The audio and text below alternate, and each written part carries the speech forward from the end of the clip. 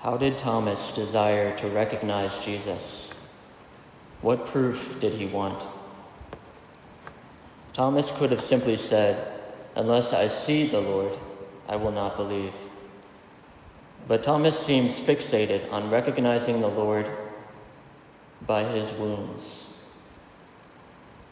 Why does Thomas want to see the Lord's wounds as proof? Why does he want to touch them? Why is just seeing the Lord's face not enough for him? All Mary Magdalene needed was to hear the Lord say her name. For her, that communicated everything. But Thomas underwent something Mary Magdalene did not undergo.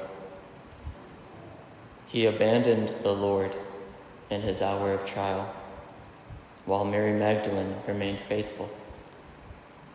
Mary Magdalene saw the wounds of Christ as they were being inflicted on his sacred body, but Thomas himself only heard about these wounds. In itself, this was a wound. Thomas had abandoned the Lord. And something that the Lord desired him to see, he did not see.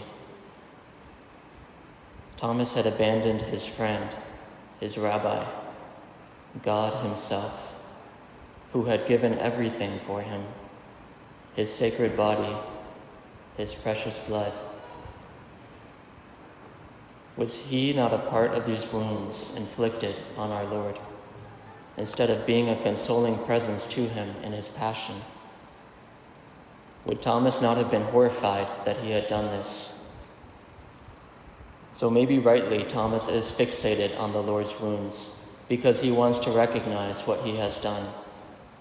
And just maybe the man who had taught him, "Forgive your brother 70 times, 7 times," would forgive him for this.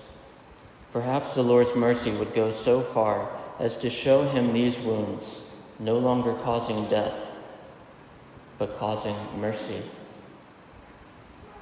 For you see, Thomas was dying in his guilt. He could not live without the Lord. He could not live without knowing he was forgiven. It must have been a torturous octave of days for him. All he wanted was to see those wounds, to know that they could be healed, to know that they could be glorified, as the others had said. And some will say that because we are to imitate Christ, who himself has glorified wounds even now in heaven, perhaps our wounds too will also be glorified in heaven. Perhaps this too is what we will be recognized by how the Lord's mercy has so transformed the crosses and pain we bore in this life, that our wounds, like the Lord's, may become channels of grace and fountains of mercy for others. We know that in the sacrament of confession, the Lord heals our souls, bringing complete restoration of our relationship with God. But sometimes we still experience the aftershocks of these wounds.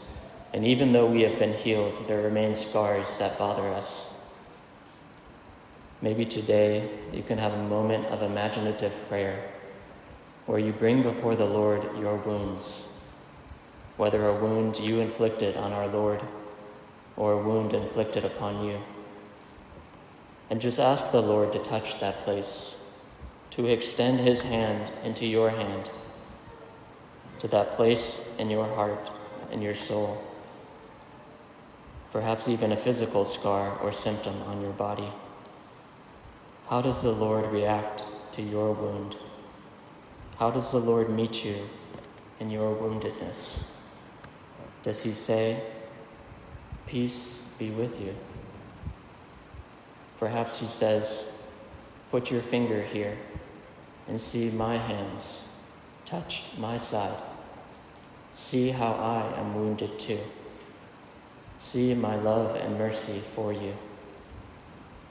What you thought was a sign of evil, of misfortune, or even a curse, look, I have turned it to glory.